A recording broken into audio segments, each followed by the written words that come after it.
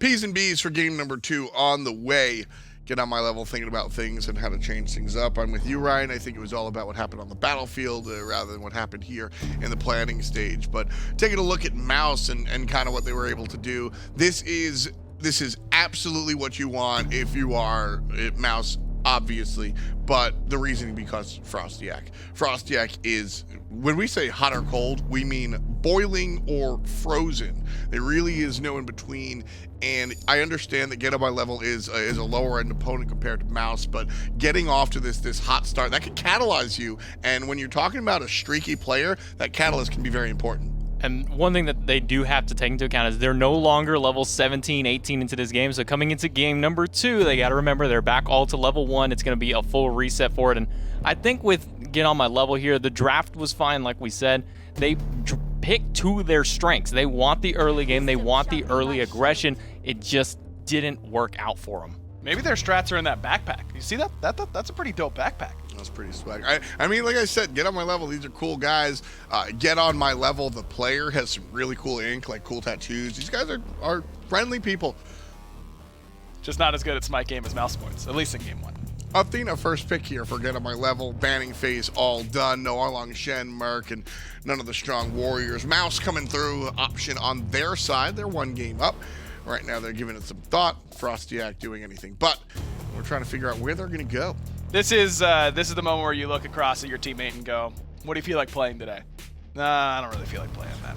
Ratatoskr again, if I have to. Yeah, I mean, that's fine. This is Mouse saying, all right, we're going to have some fun, but let's make sure that we can win the game first. And so they put Rat down, and that's, okay, now we can win, and we're going to pick Nox. Because that sounds like fun. Yeah. Yeah.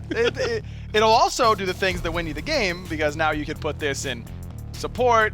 I think this might be going Nox ADC because it's Dardez, and he probably just misses playing Nox on on a chemical level. I mean, that's, again, we were talking about Dardez's transition from support into the carry role, and what's missing from Mouse because of that. You said very, very intelligently, you can't just, the best player on your team doesn't play the carry. That's not how that works all the time.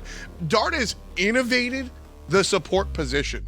His team didn't really find the wins, but he himself in that position was an innovator and kind of lost from Mouse now. And the Nox support is just his namesake more than anything. So I think we might see this go ADC. I think it's been a while since he's had his fix on Nox, so we'll maybe get to see him run that one rampant. But GetOnMyLevel going with Agni Sobek, going for a little bit more control, a little bit safer this time around.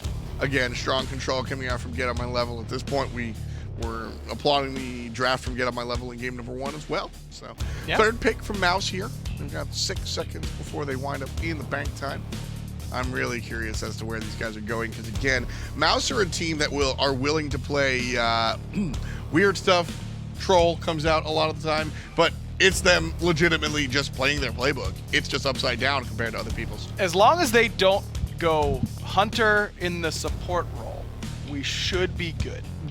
Yes, please don't do that. As long as we can steer clear and avoid that, we should be A-okay. Although, if Jeff Hindler's out there watching, years ago, Jeff Hindler swore by Frostbound Hammer full lifesteal Apollo support. That was a Jeff Hindler special. Give me 3 ways that is good. No, because I don't think it is. I'm just saying Jeff used to do it. Here's an open invitation to Jeff Hindler. 3 ways that Frostbound Hammer, full lifesteal Apollo is good. I want one way on that, honestly. And I want one way outside of, well, I get slows with my auto attacks with Frostbound. Anything but that. I want to hear one. He does have a Mez. Okay, that's number 1. At the time, the Mez gave him 50 all prots. So there's that. Long time ago. Okay, we're already we're 1 in. 50 all prots. You look cool. No, I'm not. I can't buy that one. No. What about the Wii when you dash? What? You know the noise he makes? J-Mac, you were making it. Woo! There you go. That was really good, J-Mac. You should do more God impressions on cast, and Tom, you should never do any ever again under any circumstances. I don't like. I'm telling you that if Brad walks in here and says, Tom, do a God impression right now, or you're never on this broadcast again. Oh, yeah. I want you to think very seriously about just not doing it. I'll miss you, but don't do it. I already went against you. I apologize. Actually, I don't. Second round of bans coming out.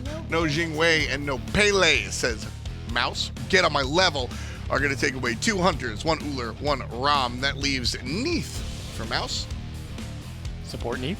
Don't. They're All it. 3 of us were listening or thinking it. They're gonna do it. And they are going to do it. Yeah, they're It's gonna all do it. on our mind. Well, Wait, Neith, no, it could be Neith solo. I could see Nika taking this solo lane.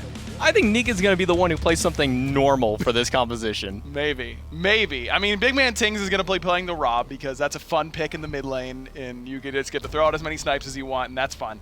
I think this will probably be Neith solo. That's what I'm calling it. Neith right now, one of the few characters that have an anti-attack speed debuff. That'll keep the Bakasura at bay. Yes. It'll help. It'll help against that and the Skadi, whose attack speed's already pretty low. It's going to be a pretty big detriment to the Skadi in the early game, especially since the Calder does scale with that attack speed as well. Oh, okay. So no Neith solo, most likely. Tier. I think it will be. Tier jungle. No, they might be giving Nox a Cherryo. Tier jungle. Tier jungle. I want to see the callback. No. Tier jungle is one of my favorite picks to watch. Swag flip over the wall. Fearless power cleave. Fearless power cleave. Oh, I too miss watching Lassus die with a red pot and then respawn and buy another red pot. And then die with And then die with that one too. I do remember that specific game, actually. Oh, wow. Bring the pushback on the defensive power cleave. I tried. Shouts to Anatoly, who played in that game, actually, way back when. Poor guy. Oh, man. Fun stuff here. Tier, one of my, honestly, whatever position Tier's in, I think that he's dynamic and fun to watch. Just the push, the combo control is really out of this world.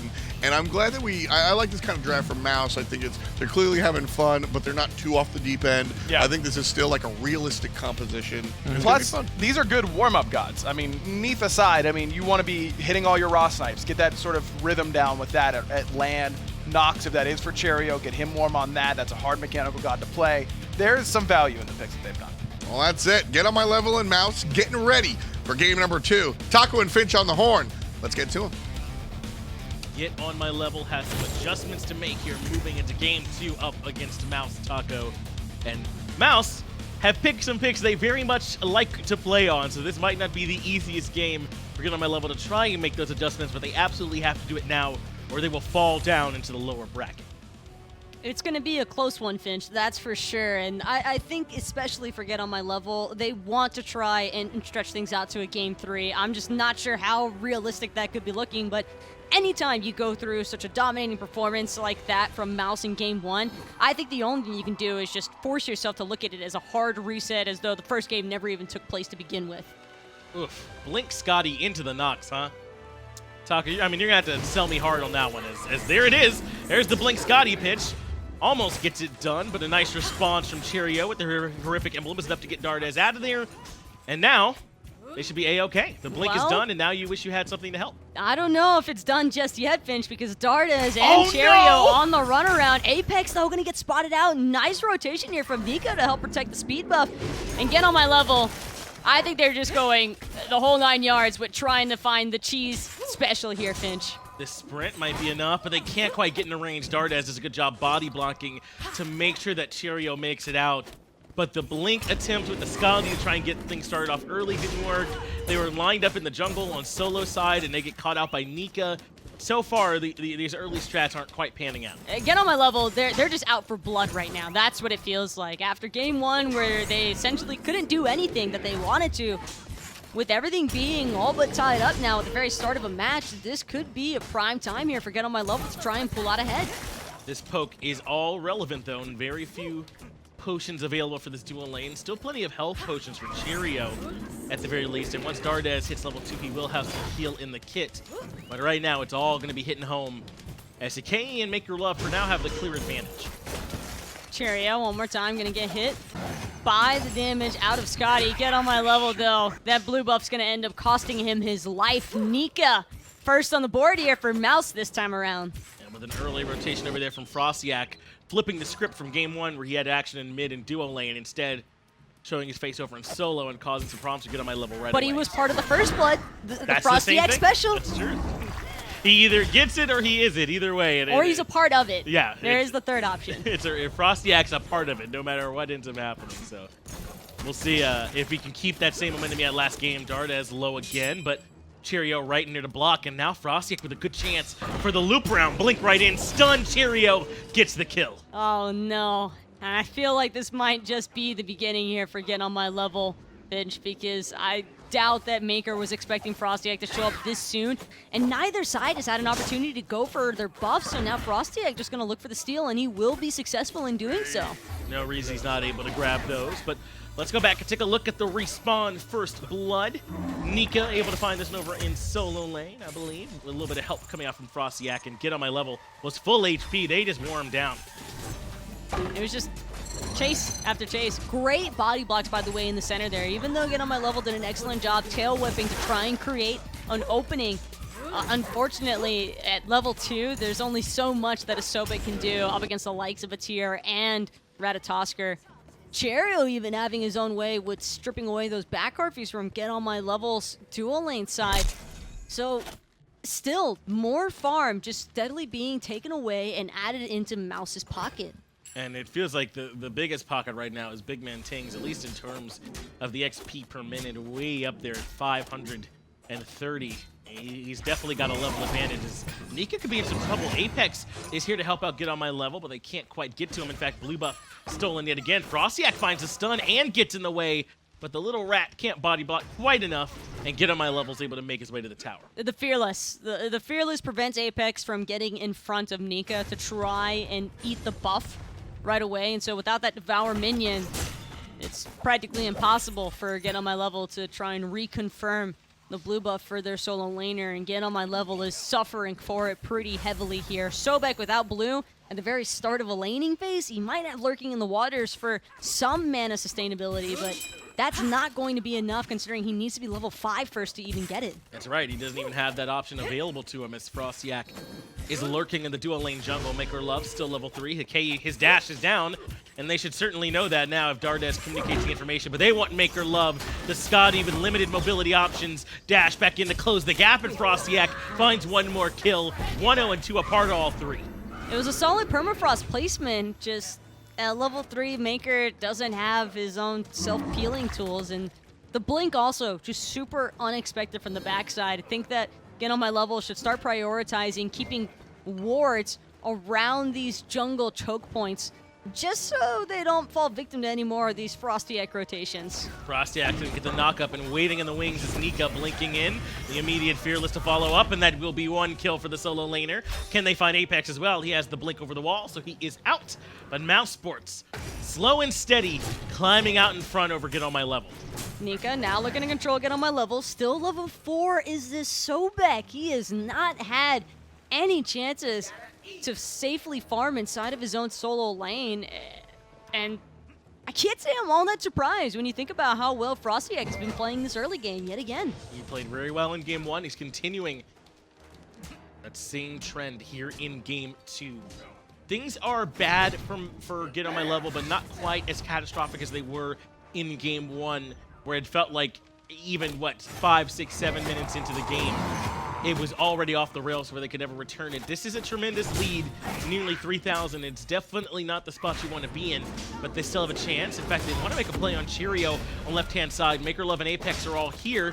IApex fighting his way in. The root's there, but even better is the regurgitate. But Cherryo makes it out and finds the dash. Even has the horrific emblem, but the cone auto's too good, and IApex finds the first kill for Get On My Level. Nice response, though, just to show that sign of life from Get On My Level. I think that they really needed that light at the end of the tunnel to show up sooner rather than later. Oh, absolutely. IApex, though, might pay for it with his life, but he is very quick. He's able to go from FrostiaK with the snipe from Tingz. He's got the reads. Let him do the anime glasses flash or something. My man absolutely knew where he was going and finds the snipe. That's just rough. To die to the snipe just like that, and you don't even know which direction Bluefish is getting collapsed on from. You have Nika ulting with the Lawbringer into the tower, and then there's FrostiaK blinking from the backside of the tower forward. It's almost as if Mouse just happened to be everywhere. They're pulling at them from every angle right now. 21,000 gold, putting them about 4,000 or so out in front. mousesports continuing their dominance here into game number 2. They do still have Bluefish, who's nearby in terms of experience. Can't quite keep up. MakerLovE in trouble underneath his own tier 1. What did he do to earn that one? He was just farming his wave underneath his tower. I mean, can you be any more further back than that? I'm starting to doubt it, but he might have to be. Maybe it's got to be a safe haven underneath the T2 tower from this point forward. I'm not really certain that Bluefish has any freedom. I mean, even Cherryo half-healthing him at this stage. Cherryo does still have that ultimate available. Not able to quite find it with the spin around. I like it. There was another mage ability, though, a little bit earlier on that did have quite a nice shot. BigManTingz found the snipe over the wall. We can go back with the INAP instant replay and take a look at that nice shot he was able to find. Able to bring ApeX quite low with FrostiaK, and then Tingz just lines it up. Nice job, too, from Tingz. It still takes a lot of knowledge, I think, to try and make that play and feel as confident in it. Because you have to be confident in your Ross Knights at that point to just blindly ult over the wall. And Ryan was talking about it too, that it's sort of like a rhythm thing, right? That you can start to feel it, and that there is benefit to getting in that rhythm early on. And I think that's what we're seeing here from Tingz, is that he's getting that rhythm, even if maybe it doesn't translate, as FrostiaK ends up falling to ApeX. Lets him hear some chuckles about it, giving him the VEL treatment. But are they going to be able to make it back out A-OK? Nika wants to go for Bluefish in particular.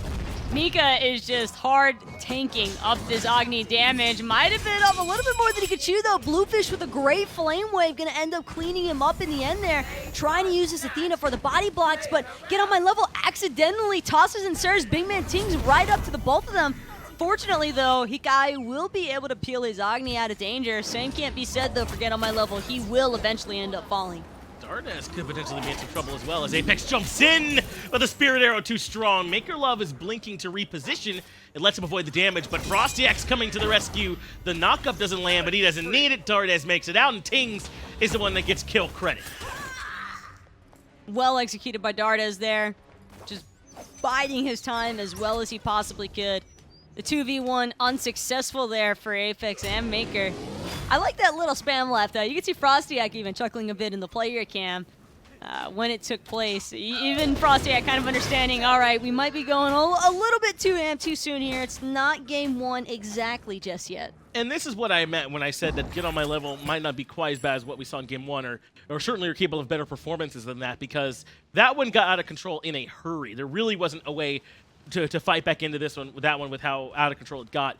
Here, though, we're still seeing that if Mouse overstep, if Mouse make errors, then GetOnMyLevel are more than capable of punishing them for it. We saw it on that solo side jungle by the blue buff just now, and if they continue, GetOnMyLevel will continue to punish them. If Mouse, though, show us some of the clean play we know they have, they will be able to keep this going. There aren't any 3, 4, 5 level leads just yet, so this is already infinitely better than GetOnMyLevel's first game experience. Still, it certainly has not been an easy task for the C representative to try and play catch-up with Mouse, because Mouse, all that European SPL experience, and I gotta say, Finch, I feel like this is kind of what people were expecting from the North American matches. Certainly that some of those might go a little bit more skewed towards the SPL teams, as ApeX manages to avoid getting hit by the snipe that time. Is going to run right back towards FrostiaK, though. Cleans that kill up with a flurry of acorns. Rain fire coming through for Cherryo, who is able to reposition and barely make it out, so mousesports find another clean pick. FrostiaK now still looking to collapse even further, still on to Maker. It's going to be BigManTingz' Celestial Beam that gets the final body count on that one. And the danger isn't out just yet. Bluefish now, the next target of attack, and one more Celestial Beam. He was too busy trying to fire off some bombs and didn't even realize that it was going to connect. I don't even know if that was the plan. It was definitely for Hickeyi, who was right there in his face, and just went on through and found even more purchase on the back end. So another great fight from Mouse there in the middle lane. ApeX can't even step towards Dardez. He's doing too much damage, has the Transcendence finished. Warrior Tabai as well. He's swinging at this point. I feel like Dardez thinks that he might have messed up there and that he could have had a kill if he didn't backflip.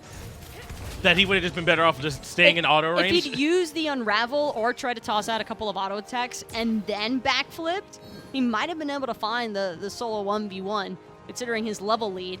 Still has a 3-level lead over Maker. And that's why GetOnMyLevel has decided to show up here, provide some backup. But the plug is off the mark and end up targeting a minion instead. Dardez still trying to create some space away from Calder, but it's not enough. Lurking in the water is still going to bring him down in the end, but Maker will end up falling to Nika. That's 1 for 1, Hunter for Hunter. And if it ends that way, GetOnMyLevel can feel good about it. But if they end up giving anything more, then they can't. The Celestial Beam sniper right there for the follow-up. Nika gets the last hit, and Hickeyi falls yet again. mousesports continue the carnage here in Game 2. And I want to readdress that point that I just brought up with maybe this is what the public was expecting from the North American teams. And I sincerely do mean that. I feel like a lot of people were just expecting that Trifecta and Luminosity would both respectively close out their sets in a relatively quick fashion, but those matches were just so incredibly close. And then you get to games like this with Mouse, and you almost begs the question, what will the European versus North American matchup start to look like? They're definitely looking impressive here right now as the taunt comes through. Cherryo could be in some trouble. Lurking in the waters is there, but he's making it back towards the heels. GetOnMyLevel wants to try and find this kill. The silence is there, and Cherryo just barely lives for now. Hickeyi wants to come put him down, but he's made it up to the point where the dash is available. Double kill for Nika. Hickeyi finally cleans up Cherryo on the knocks, but at what cost? Nika killed Cherryo there, by the way. Cherryo definitely had the intention to dash into Nika to be safe and sound and just go for a ride alongside of the tier. But because Nika blinked forward, Cherryo was off the mark with his dash in. And that meant he was still left out where he could take damage and taking the spill. Largely inconsequential, though, as mousesports now 10,000 gold out in front, or very nearly. But still, you know, well, liked it. If Nika had waited on his buddy and let him ride along with him. 13,000 experience, though, is also going to make things rather difficult for GetOnMyLevel, as now Mouse turn their attention towards some objectives and grab the Gold Fury. Just trying to increase that lead as much as possible. And now Mouse are starting to get a little bit more on pace to what things are like in Game 1. It seems like they've kind of just amped things up a little bit here. Searing Pain nearly bringing down Maker alone.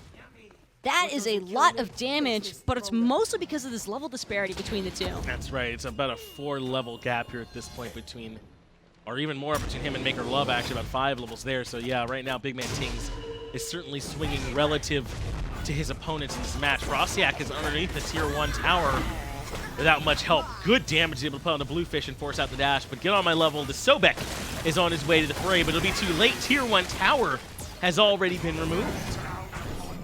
I like it though. Mouse still looking to keep up this charge. They're just barreling down the lanes one at a time, it feels like.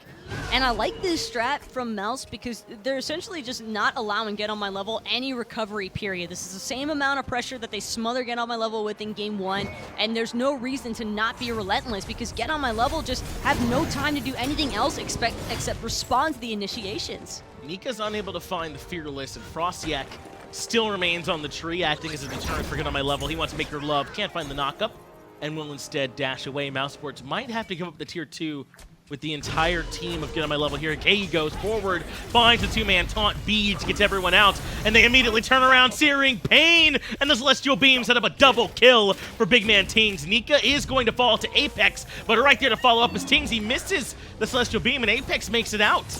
Dardez though, he's not through with it just yet. Healing, not going to be able to find the final ticks, but then there's FrostiaK and Cherryo. They just come fast and furious on the backside. That means a double kill for FrostiaK, pairing up with Cherryo. Nowhere for Hickeyi to go. A triple for FrostiaK, and they should finally be able to clean up this tier 2 tower. Now, it is too early for them to try and go on an end. Even with this DSI, the respawn timers will be back before too long, but they can strip the jungle, certainly, maybe even go towards Pyromancer. But Taco, you were saying earlier that you thought those other sets from NA probably should have gone, or like the perception would be they would have gone differently.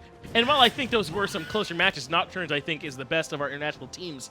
Certainly, the SPL teams were heavily favorited, I think, in those matches, and they still were not able to close them out. So it does kind of show, is there just, you know, maybe more competition here in Europe? And don't get me wrong, I do not believe that we could have expected to see Luminosity or Trifecta steamroll Insignum and Nocturnes alike, because if you do... Not like this, no. Yeah, if you compare the matches throughout the day, I think that there's a definite argument to be made for Insignum and Nocturnes that they are two of the better competitive teams.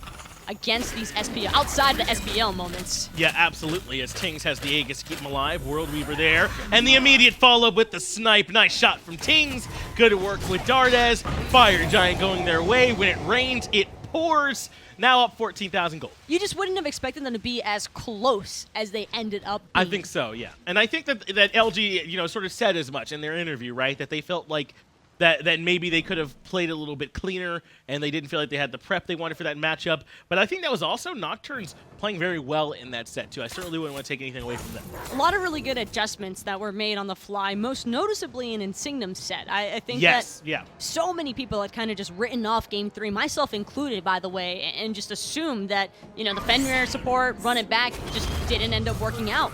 But that just wasn't the case for Insignum, and Genetics did a fantastic job the whole way through with that play. Really strong set. It's now Cherryo tries to get out of the hole he's dug himself in. The root will land on the Apex, create some room, avoids the damage from MakerLovE even with the blink. Now a sprint to allow Cherryo to get even a little bit further away, but now that Apex is in lane, he used the horrific emblem to guarantee the damage. A good eaten minion, so Cherryo will eventually die, but it takes 3 members a long time to finally get it done as Tingz removes MakerLovE. Oh, the cross beam was so nasty there from Tingz. Celestial beam into the searing pain, and I think that might have been, no, it wasn't the blinker off. I thought it was a blinker off for a second, but that was Nika coming in. You can tell Tingz certainly feeling himself after this performance. FrostiaK is able to take care of Bluefish with no trouble. Mid lane, Phoenix goes down 18 minutes into the game. GetOnMyLevel, the player just barely able to reposition, and it looks like Mouse don't feel comfortable going any further forward just yet. So a little bit slower than their pace from Game 1, but nearly anything would be. That was a blistering pace they set in that one. Certainly still dominant here in Game 2. Kind of surprised that Mouse don't choose to look for that right side Phoenix. They did have creep waves approaching at that same period of backing off from having taken down the mid lane Phoenix. I do like that Mouse just decided they'd rather back and spend some gold instead, and Cherryo's build, I think, starting to be a reflection of how much of a lead Mouse really has over GetOnMyLevel right now. The Pythagorean's piece and the Doomor for the Nox. Both fairly unconventional items to see on a support Nox, but when you're this far out in the lead, I think you can get away with it. He absolutely can. This is good recognition from Apex, though. Now he has MakerLovE there to join. They can at least try and get some gold back. GetOnMyLevel narrowly avoiding getting sniped out as the Gold Fury does go down. Cherryo might be able to punish. Celestial Beam can't quite get in range, so GetOnMyLevel will survive, but FrostiaK will rectify that shortly, going up into the ultimate. He is able to find the kill. Divine now for FrostiaK in the jungle. The Ratatoskr. Hickeyi can only watch as FrostiaK continues to do work. This is getting nasty, Finch, and I'm almost starting to wonder if we should put a parental rating on this one, because things are getting messy here for GetOnMyLevel, as they are just trying to cling on to life now up against Mouse. But I almost feel like Mouse might have just secured their next matchup, Finch, because they are looking good so far. It certainly would be difficult to see Mouse dropping this one. GetOnMyLevel would just need to bunker down and try and hold on and hope that Mouse, play a little bit like we saw them around the blue buff on the solo side, where, they were over-aggressing and things got a little bit out of control. They'd have to hope for a lot of those to happen in a row to have a chance to climb back into this one, but it's not over for GetOnMyLevel by any means, right? They would be going down to the lower bracket. They definitely have some more matches where they can try and show some stronger performances. And Mouse, on the other hand, very likely to be moving on as Nika jumps in, and Hickeyi certainly looks like the target. Brings him right back into the damage, and Tingz now immortal. Nika not even using the Fearless until after the damage had already been applied from the Shadow Lock and the Silence. Ultimate from Cherryo, gonna come flying down south as well, headed straight for Maker. And Maker, the lone standing survivor of this killing spree that has taken place here for Mouse. mousesports definitely coming out and getting the job done. They secure the win and continue to move on throughout the upper bracket. That does mean that GetOnMyLevel are dropped down to the losers bracket. They cannot afford to drop another set off the back end of that. But how impressive, especially after what we've seen today, is a performance by Mouse. These international teams are not ones to underestimate. We've seen them have a strong performance against LG. We saw the SML team actually win their matchup. Just because they're non-SPL doesn't mean you can take them lightly. And Mouse absolutely do not. They come in, play cleanly, clinically, and they win the set. Rough stuff for GetOnMyLevel for sure, but there's no telling whether or not the team can bounce back in the lower bracket, Finch. Sure. I'm right there with you. I think that this was just a couple of games that got away from them in the early game, although I like the adjustments that we saw from GetOnMyLevel. It shows that they're still trying to be proactive and finding solutions to the aggression from these SPL teams. And again, I think there's an argument to be made that this might just be a bad draw for GetOnMyLevel. One of their strengths, again, is that they do like to sort of try and catch you off guard. They do things you don't expect, like the Blink Skadi that we saw them go back to again there in Game 2. And that aggression might work if you're against a team that plays at a slower pace, that likes to wait for maybe the mid to late game. But against a team like Mouse, who loves to give Cherryo things like Naja and would also like to fight as often and early as possible, I think that it just isn't going to work in that matchup. And we saw Mouse get the better. It's like the King of Jank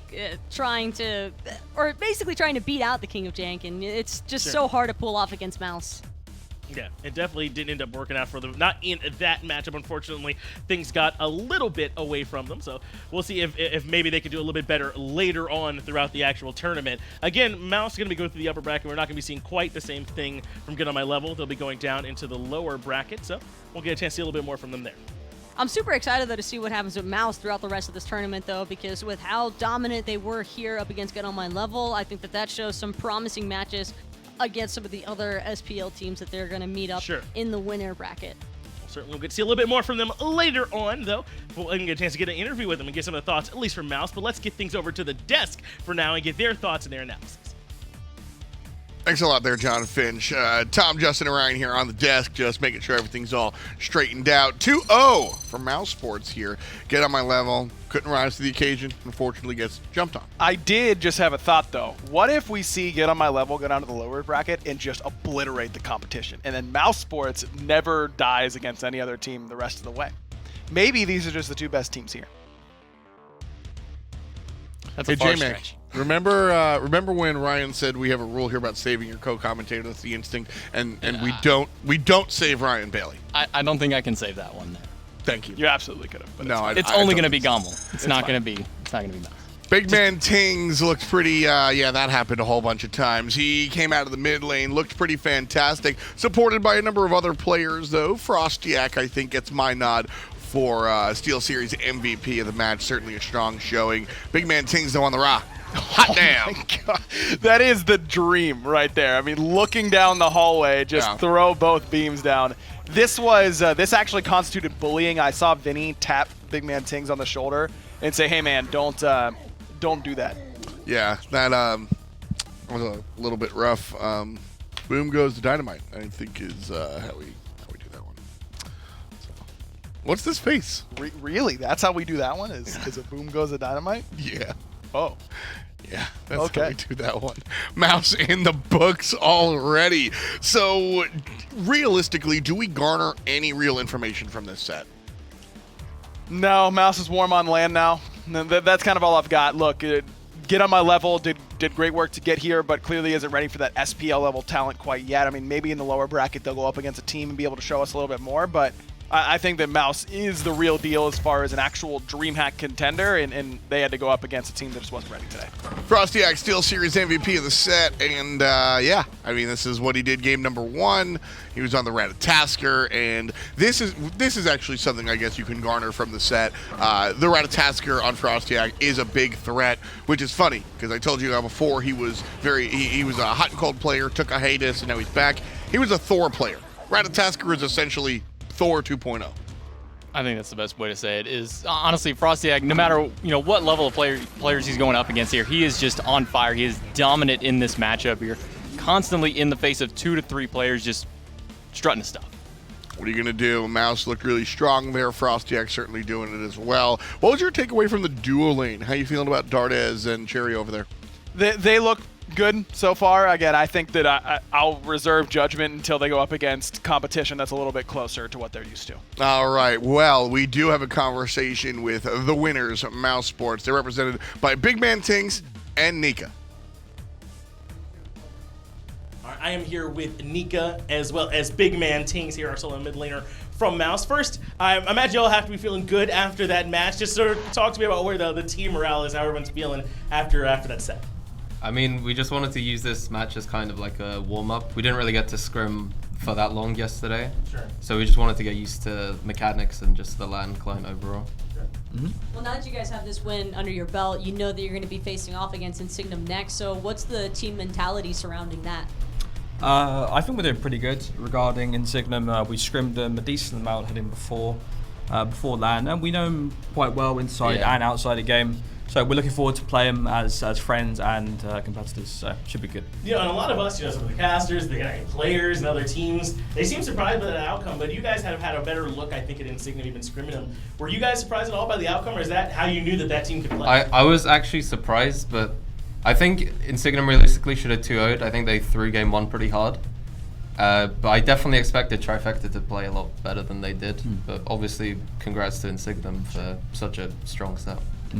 Who is the team that you guys are most, who are you guys wanting to face the most at the winning side of the bracket? Like, say you win your match against Insignum, but how do you picture yourselves making your run? I feel like we have the most to prove against Obey. They got the better of us most recently in the full split, and they've been playing pretty damn good in that full split as well. So we really want to scrim against play against Obey with Prime, since he would be playing. I want to play against Rival because they're the team we've scrimmed the most, and we're pretty friendly with them. So I think it'll be fun to see what we could pull off in the later rounds. Well, I know you all had the big roster shakeup just coming in here, and towards the back half of the split, you all looked better for it. You look very comfortable now. Do you all feel like you are fully comfortable, and this is like that roster when it's finally coming together like you envisioned it? Definitely, because moving Cherryo over to support lets him be the leader that we were lacking with him in the jungle. Because in season 5 of the jungler plays kind of individually, I'd say, compared to the older seasons, and that's Frosty's playstyle completely. So it's just perfect for him to be in the jungle with Cherry support. Yeah, Frosty's playstyle really suits how I like to play Smite. So it was kind of a change where everyone benefited all round, which I did say in my Twitter when we did the change. So I think we're all kind of happy with how it is going, and it seems to be going pretty well so far. So it absolutely does. You guys look great. It's great to get a chance to talk to you. Good luck to you in all your matches. Again, hope we get to see plenty more of y'all playing. So good luck. Thank you. Thank you very much.